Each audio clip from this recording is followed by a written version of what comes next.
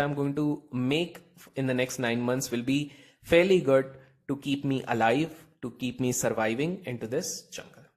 Now, people ask, should we become a part-time trader or a full-time trader? See, any full-time trader in the initial days has been a part-time trader. So whenever I even started, so I'll give you my examples. For example, when I started with trading, so of course I was in college, but when I started getting serious about this thing, initially I was doing job, then I did some corporate trainings in the sense, some leadership sessions and all those things. Why?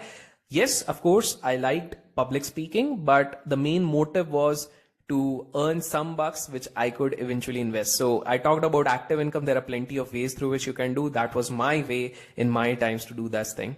So this is something which I did. So initially everyone is a part-time trader who ultimately becomes a full-time trader. Now the question is whether you should prefer to become a part-time trader or full-time trader. That's an individualistic choice, but let me just quickly run you through what could be the advantage and disadvantage. If you're a part-time trader, you cannot do day trades, which means you cannot take a lot of leverage, because for day trading, you need to stick around on the screen for a pretty long period of time. And since a part-time trader is someone who will be doing a job, won't be 100% focused, the only avenues left in trading would be swing trades, where a person, and that too preferably in cash. So that definitely restricts a person. That's number one. Second thing which you need to understand when we are talking about a full-time trader, a full-time trader can do all sorts of trading, day trading, swing trading, cash investment, everything is possible out there. Now, the harsh reality, again, full-time trading, as I mentioned in the start, is not meant for everyone. It could be emotionally draining, and a lot of people cannot take it up. So everyone wants freedom, but they're not ready to do the sacrifices which we just talked about. So if you are someone who wants a lot of balance in life and is ready to settle down for a lower return in that case, then of course you should go for a part-time rather than becoming a full-time. And third is, I particularly feel that yes, everyone should try their hands by going through the steps which I am particularly talking about, whether you should become a full-time trader or not, and try to execute these things. Give yourself a timeline of at least 4 to 5 years, try out all these things.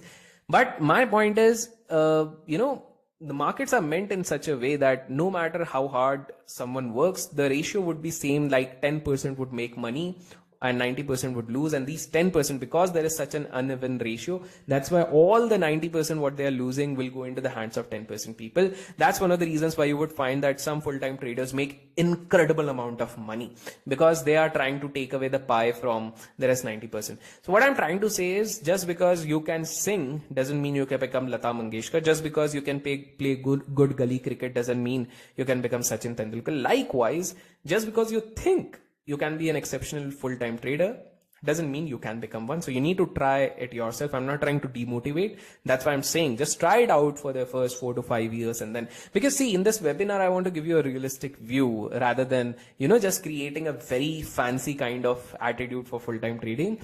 That's one of the reasons why I'm trying to make this thing pretty clear. Next is, if you want to become a full-time trader, what are the various areas which you really need to look upon and really need to master? The first is, of course, technical analysis. How you can do that? Books is the best way. These days, YouTube channels are there. Webinars like these also are very helpful in understanding various aspects of technical analysis.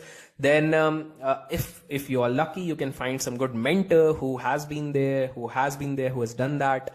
So these are few ways through which you can learn technical analysis. Next is risk management. Again, books can be of a good savior, but my personal experience says that you learn the major aspects of risk management only while trading yourself. So you need to put some money on the table, let's say 1,000 rupees or 2,000 rupees to start off with, and then you need to manage your risk. Risk management means how you size your positions, how you put your stop losses, how you hedge your positions, all those things come under those things. So it's very, very important and crucial that you work on the second area, that is risk management, because a lot of full-time traders, when the volatility increases into the market, often mess up with their risk management, and that is when they blow up a significant part of their capital, which is actually very daunting. So it's very important that you work on the risk management, and the follow-up is psychology, because I personally feel that 80% of trading is more about psychology, and it's just like 20% which has to deal with what do we call as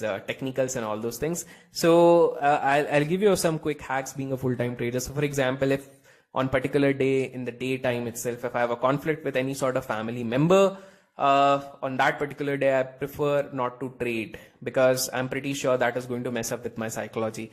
Likewise, when you're a full-time trader, let's say suddenly some big bill actually comes at your place, which you are struggling to pay off with, I would suggest not to trade at that point of time. Loans again is a complete no-no. If you think that by borrowing money and then you can jump into a full-time trading as a profession, I wouldn't recommend. That's a very wise idea. In fact, it would keep you devastated. Now, a very important thing which you would like to know, that what is the size of capital which we need to come up with? And for that, I have some examples. Let's look around some real-time examples to finally judge what's the size of capital we really need to come up with.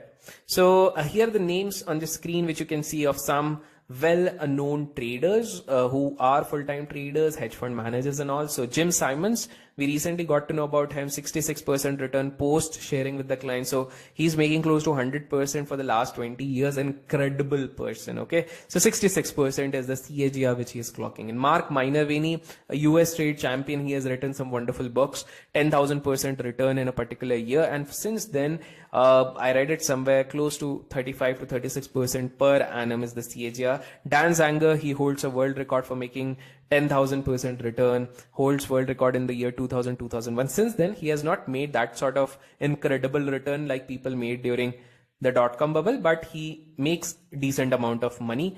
And then Takashi, again a Japanese trader, the only one who has probably reached $1 billion being a full-time trader, exceptional guy into a matured market of Japan.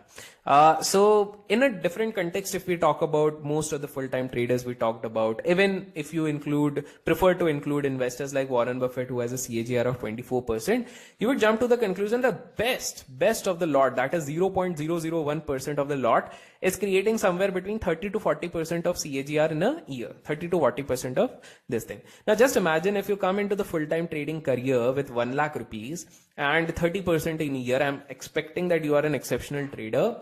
So how much do you make? It's 30,000 in a year. Do you really think it's really decent enough to survive in today's time? Ask yourself logically.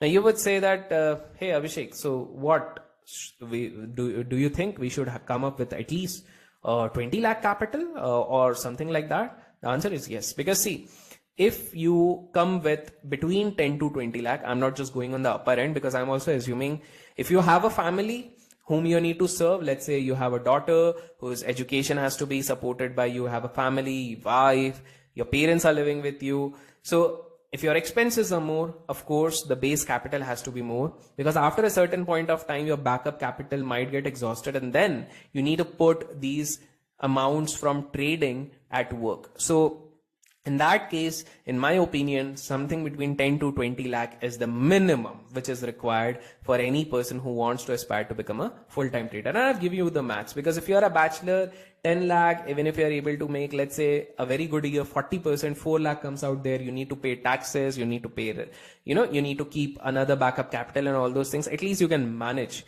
But just imagine if you come with 1 or 2 lakh rupees. Now, some might say that, no, I have seen some traders who have made 200, 300%. Let's not compare ourselves with outliers. And moreover, we don't have any substantial proof if they have done. For example, for Dan Zanger and Mark Minervini, there are world records, there are authentic sources who have validated this thing. I particularly don't believe on anyone coming on any social media platform, doing any sort of edits and showing you I've made so and so. We cannot completely believe on those things. So let's be realistic and think from a very positive outlook that yes, you need to have at least 10 to 20 lakh rupees. Now, the obvious question is, even if you have this sort of money, so I gave you the maths, even if you start with an engineering job, I think within 4 to 5 years, you would be at max, you would be into a better position to do this thing.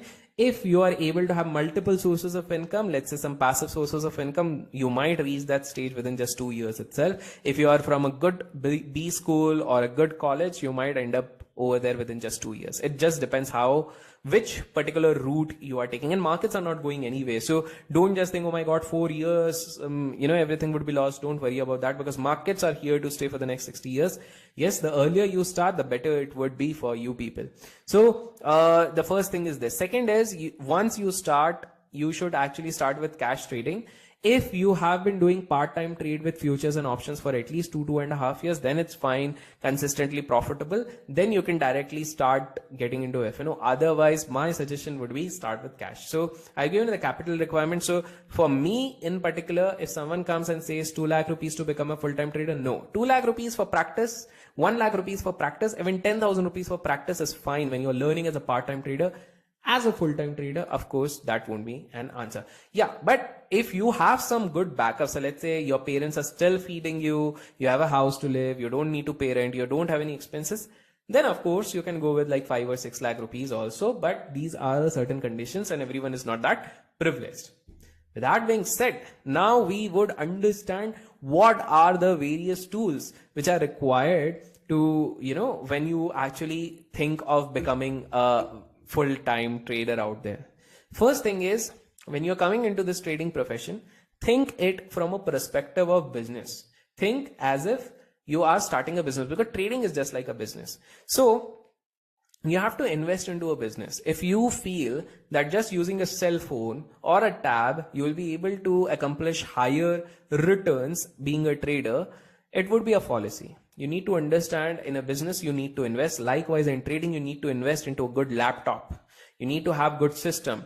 You need to have good processor. You need to have at least an 8 GB RAM, a fast processor. Now you would ask, why a fast processor? See, if you're a swing trader, you probably don't need all those things, because then speed is not something you're looking for. But if you are a day trader, if you're someone who's looking for speed, it's just a matter of seconds within which the trade might skip in front of you. So it's very important that you have a very fast processor and a very good system at place. So that's something which you need to have at this thing. Now, investing in business doesn't mean just this thing. You need to have an isolated room. So let's say in your house particularly, and you're trading from your house, it's very chaotic, then it might serve as a distraction for you. So I would suggest that either have your own room, have some blockers out there to block the noise from outside, have a good headphone so that you can focus while listening to the music or whatever feels better to you. Remove all the distractions. You need to invest in learning also. You need to keep on purchasing books, might go for some trainings and webinars in order to upgrade yourself. So this is the kind of investment which you need to do into a business, and which is particularly trading.